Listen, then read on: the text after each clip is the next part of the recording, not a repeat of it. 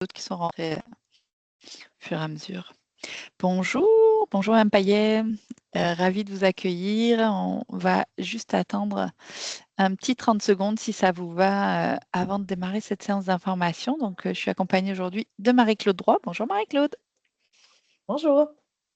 Donc, qui travaille à l'ENAP, à l'École nationale d'administration publique au Québec. Et donc, je vais vous parler très rapidement de qui on est, nous, de ce qu'on est, de ce qu'on fait.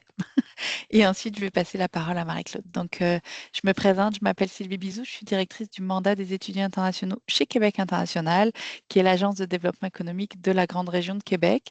Et aujourd'hui, en partenariat avec Choisir le cœur du Québec et donc l'agence de développement économique de Drummond, donc Drummond économique, on co-organise une mission de recrutement en France. Donc, nos deux agences de développement économique ont à peu près le même rôle, hein, qui est de soutenir des entreprises et des établissements dans le cadre du recrutement pour l'heure en France.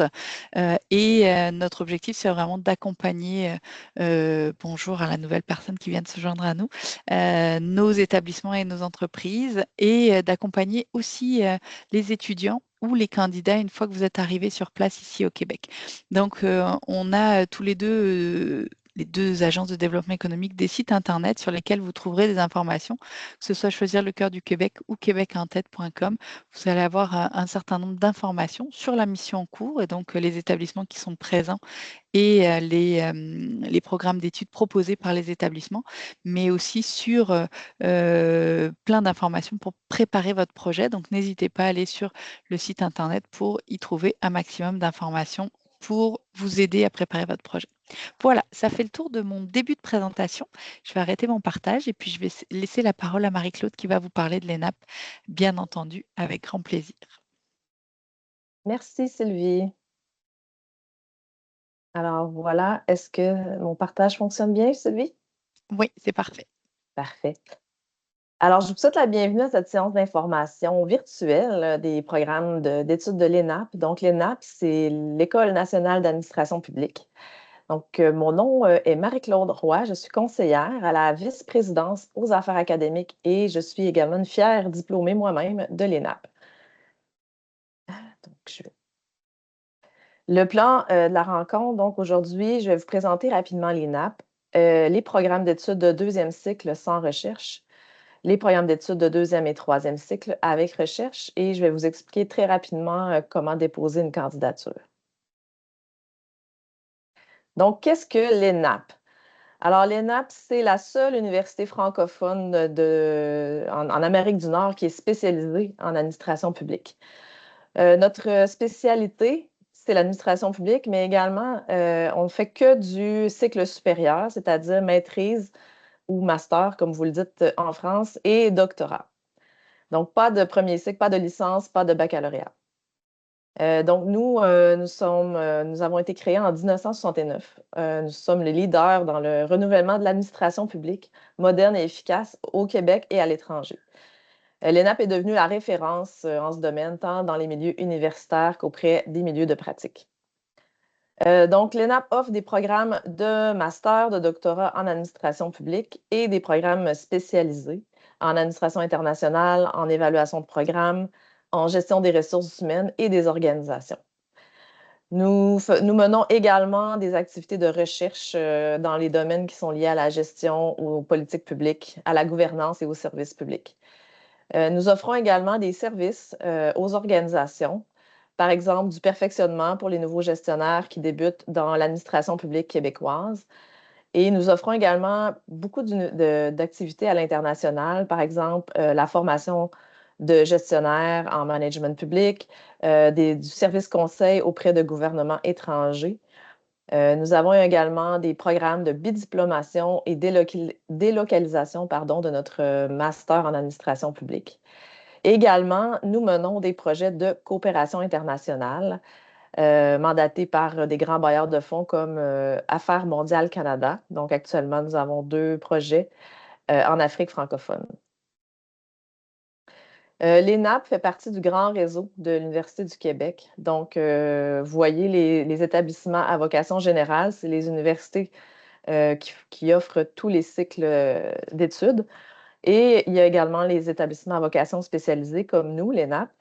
Vous voyez l'ETS, Technologie supérieure, l'INRS, Recherche scientifique, la TELUC, c'est une université seulement à distance. Donc, on fait partie de ce grand réseau d'universités qui s'entraident, qui collaborent et qui a une mission d'être partout sur le territoire québécois. Donc, nous, l'ENAP, nous sommes situés à Québec. Donc, Québec, c'est le siège social, donc notre campus principal.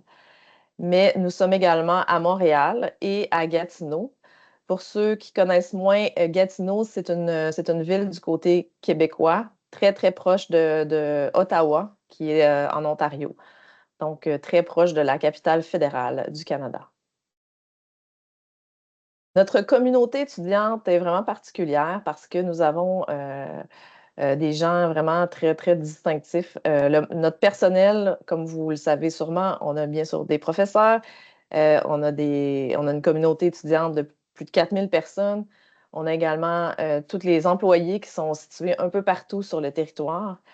Donc, vous voyez qu'on forme une grande communauté et évidemment, il ne faut pas oublier nos 18 000 diplômés qui sont vraiment partout à travers le monde. Notre clientèle est particulière. Donc, nous avons, oui, bien sûr, des étudiants qui proviennent du premier cycle universitaire, donc qui ont une licence. Nous avons en grande majorité des gestionnaires et des professionnels des services publics, c'est-à-dire des gens qui ont déjà un emploi dans les services publics et qui viennent faire leur master à temps partiel dans nos classes. Nous avons également des gens qui sont en consultation, donc qui travaillent en lien avec l'administration publique et qui veulent développer leurs compétences dans cette sphère d'activité. Également du personnel d'entreprises privées, des réseaux diplomatiques du secteur municipal, d'organisations internationales et des organisations sans but lucratif. Les caractéristiques distinctives de l'ENAP, donc nous, notre distinction, c'est qu'on est très flexible. Donc évidemment, comme je vous ai dit un peu plus tôt, notre clientèle, elle est très diversifiée, donc il faut que notre offre le soit également. Donc les gens qui souhaitent prendre des cours à distance, en classe, le soir, le jour, il y a toutes sortes d'offres possibles. Nous sommes également reconnus pour une pédagogie qui est tournée vers l'action et la pratique. Pourquoi? Parce que nous avons des petits groupes. Nos enseignants sont des gens qui connaissent bien le milieu et qui œuvrent dans les milieux, donc qui sont très pratiques. Notre corps professoral est de haut niveau et mène également des recherches sur toutes sortes de sujets. Ce qui est intéressant aussi pour les étudiants, c'est qu'il y a une possibilité de faire un stage dans une organisation publique. Donc, pour les gens qui souhaitent avoir une première expérience de travail dans un milieu gouvernemental ou public, c'est quand même un avantage intéressant. Nous avons également des bourses disponibles, j'en parlerai un peu plus tard, et nos diplômes sont reconnus partout dans le monde, bien sûr. Donc, nos programmes d'études. Nous avons des programmes d'études, comme je vous le disais plus tôt, deuxième et troisième cycle, donc les maîtrises en administration publique. Nous avons le sans recherche. Donc, sans recherche, c'est que vous faites plutôt un stage ou un travail dirigé. Nous avons deux profils. Donc, le profil pour les gestionnaires, donc pour les gens qui ont déjà un poste de gestion et qui souhaitent développer leurs compétences dans ce domaine. Et le profil professionnel qui s'adresse plus particulièrement aux gens qui viennent de terminer une licence, qui n'ont pas nécessairement encore des fonctions de gestion. La maîtrise avec recherche, c'est vraiment pour éventuellement devenir chercheur ou même se rendre jusqu'au doctorat. Nous avons également des diplômes d'études supérieures spécialisés qui sont d'une durée d'1 année. Les masters chez nous, c'est 2 ans à temps complet. Et le troisième cycle, donc le doctorat, je vais vous le présenter un peu plus en détail. Donc, vous allez probablement entendre parler de crédits, de grades, de régimes d'études. Donc, au Québec, c'est peut-être un peu différent qu'en France. Donc, nous, une maîtrise, c'est 45 crédits. Qu'est-ce que 45 crédits? Donc, un cours, c'est 45 heures de formation. Il faut prévoir quand même le double de temps en lecture et travaux et ça donne 3 crédits universitaires. Donc, à chaque cours, si vous faites un cours de 3 crédits, il faut prévoir 45 heures de formation et le double en travaux. Nos trimestres sont alignés sur les saisons québécoises. Donc, vous allez entendre souvent parler d'automne, hiver, été. Donc, l'automne, c'est le trimestre de septembre à décembre. L'hiver, c'est de janvier à avril. Et l'été, c'est une session intensive qui est un peu plus courte, de 8 semaines, donc mai et juin. Les étudiants internationaux doivent bien sûr être inscrits à temps complet. Pour être à temps complet, il faut suivre 3 cours par trimestre et 2 cours à l'été. Donc, les programmes d'études de deuxième cycle, je vais vous en présenter quelques-uns. Le plus populaire auprès des étudiants internationaux, c'est la maîtrise en administration publique avec la concentration administration internationale. Ce programme s'adresse particulièrement aux gens qui souhaitent pratiquer la gestion internationale, donc les gens qui souhaitent œuvrer dans des organisations internationales, des ONG, en diplomatie, dans les gouvernements. Bon. Donc, j'ai mis quelques exemples de cours: économie politique internationale, finance internationale, l'analyse des politiques étrangères, les enjeux de l'aide internationale. Évidemment, il y a toutes sortes d'autres cours, mais ça vous donne une petite idée des cours qui sont disponibles. Nous avons également la concentration évaluation de programme pour les gens qui souhaitent acquérir les compétences essentielles à la pratique de l'évaluation des politiques et des programmes publics et à la gestion des projets d'intervention. Donc, les gens qui travaillent particulièrement dans des entreprises ou des organisations publiques qui font de l'évaluation de programmes ou de politiques publiques sont souvent une clientèle qui est très intéressée par cette concentration. Vous avez ici quelques exemples de cours qui sont donnés dans cette concentration. Donc, évidemment, tout le détail est sur notre site Internet. Nous avons également la concentration au développement des ressources humaines et des organisations. Les gens qui souhaitent œuvrer dans ce domaine-là, dans les organisations publiques, donc pour acquérir des connaissances théoriques et pratiques pour analyser les enjeux humains et organisationnels. Quelques cours, par exemple, structure organisationnelle, processus de travail, la planification stratégique des ressources humaines, sont quelques-uns des cours qui sont offerts dans cette concentration. Et nous avons aussi la maîtrise en administration publique, mais le profil général. Donc, ça vous permet de choisir des cours à option dans toutes sortes de domaines qui vous intéressent. Donc, vous avez des cours de droit, management, conception et mise en œuvre de politique publique, gestion par résultat, etc. Donc, c'est un peu plus libre à vous de choisir différentes possibilités de cours. Les conditions d'admission pour nos programmes sans recherche, c'est d'avoir une licence.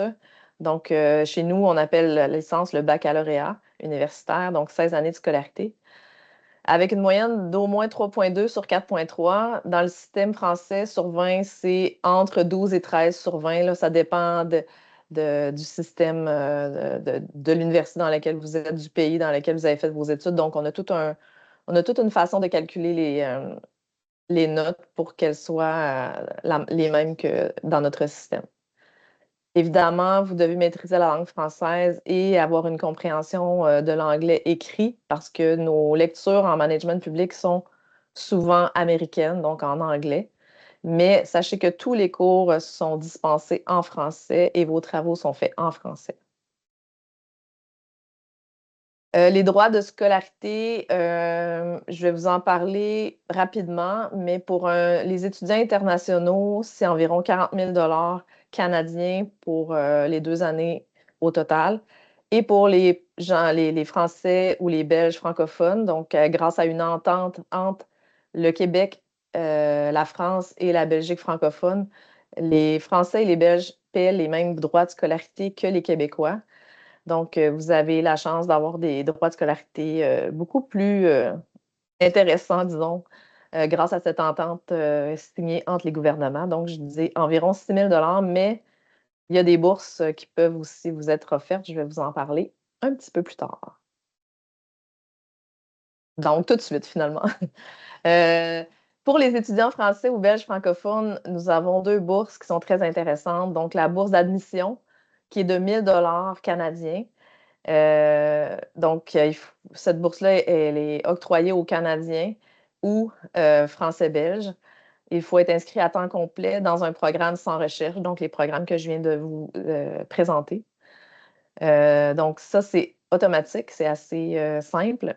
Et à la diplomation, une fois que vous avez tout fait votre parcours, vous avez droit à un montant de 2 500 $. Donc, les personnes qui ont satisfait aux exigences du programme peuvent avoir une bourse de diplomation. Donc, ça baisse quand même considérablement les frais de scolarité de 6 000 $ que je vous ai présentés précédemment. Si vous n'avez pas le passeport français ou belge francophone, vous avez quand même droit à une bourse d'admission de 4 500 $ pour évidemment toute la clientèle étudiante internationale, à temps plein aussi pour les programmes de maîtrise sans recherche. Vous pouvez également être invité à participer à un concours pour de la bourse pour la candidature remarquable. Donc, les gens qui ont des moyennes de votre diplôme antérieur obtenu avec une moyenne de plus de 3,7 sur 4,3 sont invités à participer à notre bourse pour candidature remarquable. Donc, les programmes d'études de deuxième et troisième cycle avec recherche. Donc, la maîtrise avec recherche, c'est vraiment pour former des spécialistes de la recherche, donc des gens qui souhaitent travailler en recherche, développer leur pensée critique, la capacité d'analyse pour répondre aux enjeux complexes de l'action publique. Et aussi, ça prépare les étudiants qui souhaitent poursuivre à des études de doctorat, donc éventuellement devenir chercheur ou professeur d'université. Le doctorat, donc c'est 90 crédits, donc c'est quand même un programme très, très de longue haleine. Je sais que c'est pas toujours la même chose dans les différents pays. Chez nous, un doctorat, c'est 4 à 5 ans d'études pour passer au travers autant les crédits, donc les cours obligatoires, que la thèse. Les conditions d'admission, donc pour la maîtrise avec recherche, 3,3 sur 4,3, c'est plus vers... C'est écrit 12 sur 20, mais c'est plus vers le 13 que le 12. Ça dépend, comme je vous disais tout à l'heure, des différents diplômes que vous avez faits antérieurement, des pays et des universités. Pour le doctorat aussi, donc vous avez les conditions d'admission ici. Il faut évidemment avoir fait des cours aussi dans le domaine de la recherche. Donc, les droits de scolarité pour les programmes avec recherche, vous avez une estimation ici. Donc, pour le doctorat, les candidatures internationales et les candidatures Québec, France et Belgique. Évidemment, lorsque vous souhaitez venir faire des études au Québec, il faut prévoir les frais de séjour. Donc, il faut prévoir des frais d'installation, l'assurance maladie, hospitalisation qui est obligatoire, trouver un logement. Donc, c'est quand même les frais de logement sont quand même élevés, plus qu'avant, parce que, évidemment, comme vous le savez, il y a quand même de l'inflation au Canada depuis les dernières années. Et puis, il faut aussi prévoir vos dépenses personnelles. Donc, on dit aux étudiants qu'ils sont mieux d'être préparés à dépenser environ 20 000 $ par année de scolarité, 20 à 25 000 dépendamment du lieu où vous souhaitez vivre. Comment ça fonctionne chez nous pour les dépôts de candidature? Donc, c'est quand même assez simple. L'ENAP ouvre ses admissions internationales à partir du 1er novembre. Nous avons des capacités d'accueil limitées, c'est-à-dire que on va quand même ouvrir le système d'inscription, mais s'il y a trop de demandes, notre registraire peut le fermer lorsqu'il y a trop de candidats.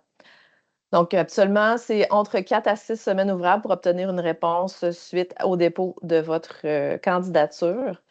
Il faut penser aussi les étapes ensuite d'obtention de CAQ, donc Certificat d'acceptation du Québec, et le permis d'études canadien, comme nous avons deux paliers gouvernementaux, Québec et Canada. Donc, il faut demander les deux documents. Il y a des délais importants, donc il faut vraiment être à l'avance pour être sûr d'avoir les documents à temps. Si vous souhaitez, par exemple, déposer à l'automne 2026.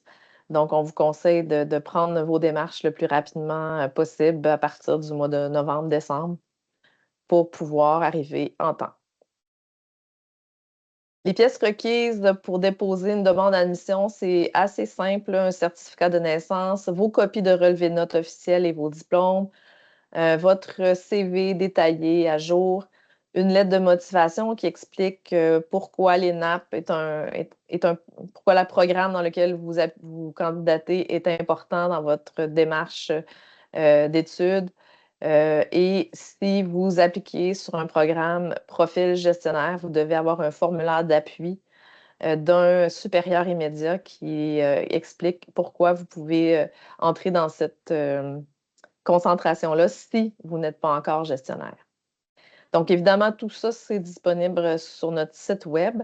Pour déposer une demande d'admission, c'est environ 60 canadiens qui vont être demandés. L'ENAP, c'est aussi, chez nous à Québec, on a une belle bibliothèque, à Montréal également, des espaces d'études pour que vous puissiez faire vos travaux, des laboratoires informatiques et des services aux étudiants. Donc, on a toute une équipe qui vous aide à vous intégrer dans votre nouveau milieu parce qu'on sait que changer de pays, c'est quand même beaucoup d'adaptation. Ils peuvent vous aider également à vous adapter au style pédagogique qui est différent. Donc, au Québec, on est beaucoup plus dans l'apprentissage dans l'action, moins de cours magistraux. Donc, ça permet quand même aux gens d'avoir beaucoup plus d'interactions sociales avec les étudiants et les professeurs, mais ça demande aussi de l'adaptation pour les étudiants qui ont fait leurs études antérieures dans un autre système. Donc, nous avons aussi de l'aide financière, de l'aide au placement, des activités pour les étudiants et nous offrons également du mentorat. Donc voilà, j'ai fait le tour de ma présentation. Donc, je tiens à vous remercier pour votre participation. Évidemment, si vous avez des questions, je pense que Sylvie, je te laisse la parole si jamais il y a des questions.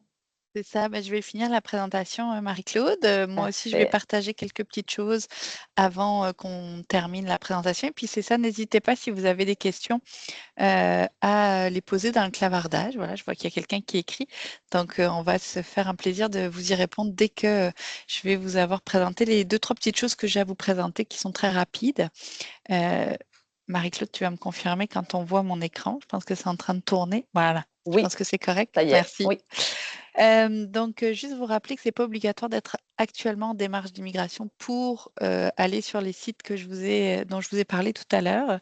C'est pas obligatoire d'avoir déjà démarré vos démarches d'immigration et il n'est pas nécessaire non plus d'être représenté par un agent en immigration ou un consultant en immigration. Marie-Claude saura vous répondre à pas mal de vos questions. Et puis, nous, quand on va venir en France en novembre pour vous rencontrer, on va être accompagné d'avocats en immigration aussi qui vont pouvoir répondre à toutes vos questions et vous aider dans votre processus. Et puis aussi penser que la participation à nos activités est toujours gratuite pour vous les candidats. Donc, si vous voyez un site Québec en tête, choisir le cœur du Québec, Québec international, où on vous demande de l'argent, c'est que c'est pas nous. Donc, fuyez ou envoyez-nous les informations pour qu'on puisse faire le suivi avec cette organisation frauduleuse. Puis, c'est pas celui-là que je voulais faire, c'était celui-là, les quelques dates importantes pour que vous puissiez postuler sur le programme d'études de l'ENAP en l'occurrence. Donc, vous avez jusqu'au 20 octobre sur le site Choisir le cœur du Québec pour créer votre profil, postuler ou demander un entretien avec l'établissement d'enseignement sur un programme d'études qui vous intéresse. Vous pouvez mettre un intérêt sur un deuxième programme d'études par établissement. Donc, pensez à bien expliquer votre motivation, pourquoi vous voulez postuler sur tel ou tel programme d'études. Si vous changez de cursus, je vais dire, c'est-à-dire que vous êtes électricien, je dirais n'importe quoi, et que vous avez fait un baccalauréat, une licence, pardon, en chimie, et que vous voulez postuler sur un master en administration publique, expliquez pourquoi d'un coup, quelles sont les expériences qui font qu'à un moment donné, vous voulez changer de cursus et reprendre des études. Tout est possible ici au Québec, mais l'important, c'est que vous puissiez l'expliquer dans votre profil que vous êtes en train de créer sur la plateforme Choisir le cœur du Québec et que le recruteur, en l'occurrence Marie-Claude pour les NAP, puisse comprendre vos motivations et comprendre que votre projet il est structuré. C'est pas quelqu'un qui veut par tous les moyens venir au Québec, c'est quelqu'un qui a réfléchi son projet et qui se dit bah, c'est ça qu'il me faut et puis je veux tenter l'expérience au Québec parce que ça va me donner une expérience à l'international et que si un jour je veux revenir en France ou si un jour je veux revenir en Belgique, ben, je vais avoir une expérience au Québec qui sera marquée sur mon CV et des études à l'international. Ensuite, les établissements ont jusqu'au 30 octobre pour analyser vos candidatures et à partir du 4 novembre, on va envoyer des invitations aux candidats qui ont été retenus par les établissements. Donc, pensez juste à aller regarder vos spams ou vos pourriels parce que des fois, comme c'est un public postage, ben, ça peut arriver dans vos pourriels et vous allez pouvoir confirmer la date et l'heure de votre entrevue. C'est ensuite qu'on vous enverra le lieu des entrevues qui se dérouleront à Paris les 22 et 23 novembre. Le 12 novembre, vous aurez la possibilité d'assister à un webinaire pour vous dire comment vous allez vous préparer, quels documents vous devez apporter si vous êtes invité à venir nous rencontrer à Paris. Et le 22 et 23, comme dit, nous serons à Paris avec Marie-Claude pour vous accueillir et vous rencontrer avec grand plaisir. Et enfin, à la suite de ces entretiens-là, au mois de décembre, on organisera avec nos partenaires en immigration un webinaire sur les démarches d'immigration. Donc, voilà de ce côté-là. Ça, je voulais présenter. Puis, on va vous envoyer la présentation pour que vous puissiez avoir accès au lien, soit pour déposer votre candidature donc sur choisirlecoeurduquebec.com, soit pour assister au prochain webinaire ou aux prochaines séances d'information qu'on va mettre à votre disposition. Sinon, vous pouvez les re-regarder par la suite sur le site Internet. Donc, voilà, ça faisait le tour de ma présentation. Marie-Claude, je vois que j'ai une question. J'ai postulé l'année dernière, j'ai passé un entretien et après, votre collègue m'avait redemandé mon CV. Depuis, je n'ai plus eu de réponse, même négative. Vous aviez postulé à l'ENAP, j'imagine? Est-ce que c'était ça? C'était peut-être dans Québec, dans Québec Tête en tête? chercheuse. Tête chercheuse, peut-être. On va voir si Parce que Tête c'était... chercheuse, si c'était mon collègue Abel qui avait fait des entretiens. Après ça, il y avait les professeurs qui devaient regarder les dossiers. Fait que peut-être que c'est à cette étape-là que vous n'avez peut-être pas été retenu, mais ça ne vous empêche pas de déposer votre candidature si jamais c'est ce qui vous intéresse. Exact, c'est ça, c'est Alena, peut-être chercheuse, Monsieur Abel. Donc, ben, n'hésitez pas, si vous aviez déjà passé un entretien, à repostuler effectivement sur Choisir le cœur du Québec. Et puis là, si Marie-Claude retient votre candidature, vous allez pouvoir discuter avec elle de vive voix à Paris les 22 et 23 novembre. Donc, n'hésitez pas. Il faut juste recréer votre profil parce que c'était sur Québec en tête. Là, c'est sur Choisir le cœur du Québec. Donc, il faut juste penser à recréer votre profil de votre côté. Madame Paillet, est-ce que si vous avez des questions, n'hésitez pas non plus. Je vois que Monsieur Oumarou Samna est en train de nous écrire aussi. Donc, on va se laisser deux Parce petites que minutes, Marie-Claude, peut-être si ça te va. aussi le dossier tête chercheuse, c'était vraiment pour des étudiants chercheurs. Il est possible que votre profil n'était pas nécessairement pour ce type de programme. Donc, sachez que nous avons des programmes sans recherche aussi, dépendamment de votre profil. Donc, ça serait à regarder là, sur le site, comme vous disait Sylvie précédemment. Oui. On a d'autres types de programmes. Parce que là, je pense pour vous que ce serait important de communiquer directement avec l'ENAP pour pouvoir faire le suivi, peut-être avec Monsieur Abel justement, parce que si vous aviez reçu d'autres messages du côté de l'ENAP par la suite, ben, où il y a quelqu'un qui a pris la suite, j'en sais rien, Marie-Claude, de ton côté. Non, ben, Abel, il est plus à l'ENAP, donc c'est pour ça que peut-être qu'il y a eu une petite C'est possible. coupure de service. Ouais. Mais si vous avez reçu des messages de l'ENAP, donc c'est sûrement le registraire ou le service aux étudiants, si vous avez des questions, vous pouvez effectivement leur écrire. J'ai une Concernant très... l'âge, Ouais. l'âge, ce n'est pas un critère chez nous d'admission. On a des étudiants qui ont 50, 60 ans. Il n'y a aucune limite d'âge pour être à l'ENAP. Et si je peux rajouter là-dessus, c'est vraiment un des points positifs au Québec, c'est qu'il n'y a pas de limite d'âge, quoi qu'on fasse. puis on n'est pas dans une case à partir de 50 ans pour être passé par les 50 ans il y a peu. Je confirme qu'on n'est pas dans des cases à 50 ans et que la vie s'arrête à 50 ans ou presque. Au niveau de l'emploi, on a plein de possibilités, d'opportunités encore même à 50 ans. Donc, allez-y, quel que soit votre âge. Oui. Puis sachez que la moyenne d'âge des étudiants à l'ENAP est de 41 ans environ. Donc, Bon point. Ça veut tout dire. Quand tu dis ça, ça veut tout dire. Même si c'est du deuxième et troisième cycle, c'est quand même intéressant. On va laisser juste une dernière question au cas où, mais il est 14h30, sinon on va tout doucement clôturer cette séance d'information. En tout cas, avant de voir la question, je voulais te remercier, Marie-Claude, encore une fois pour ta présentation. Je sais que tu t'en vas demain, donc je te souhaite un bon voyage d'ici là, avant qu'on se retrouve à Paris toutes les deux pour rencontrer nos étudiants qui ont envie de te rencontrer aussi. Donc, c'est ça. Je laisse juste la phrase finir, si ça dure pas trop longtemps. Hop. Ah, là, c'est vraiment très spécifique, c'est pour ça. Mais je te laisse si tu veux y répondre de ton côté, Marie-Claude. ben, en fait, même si vous avez des études dans un domaine scientifique, c'est quand même possible d'étudier parce que la gestion, c'est quand même transversal. Donc, il y a des gens chez nous qui ont étudié en sciences infirmières, qui sont maintenant gestionnaires d'équipe. Donc, c'est pas ça qui est le plus important. Ceci dit, dans votre candidature, il faut que vous explicitez pourquoi, malgré vos études antérieures dans un domaine comme par exemple la biochimie, qu'est-ce qui vous intéresse dans un master en administration publique? C'est vraiment de faire le lien avec votre projet d'études qui est important. Donc, tout ça est possible. On a des gens qui viennent de toutes les sphères d'emploi et de type d'emploi et de type d'études antérieures. Donc, le plus important, c'est vraiment de nous expliquer votre projet d'études et pourquoi un diplôme de l'ENAP viendrait vous aider là, à atteindre les objectifs professionnels que vous souhaitez atteindre. Voilà. Ben, merci, Marie-Claude. Et puis, ben, on espère vous rencontrer tous les deux à Paris dans un mois et demi. Et puis, d'ici là, on vous souhaite une très belle fin de journée et puis une belle après-midi à toi, Marie-Claude. Merci beaucoup. Merci Sylvie, au Au plaisir. revoir.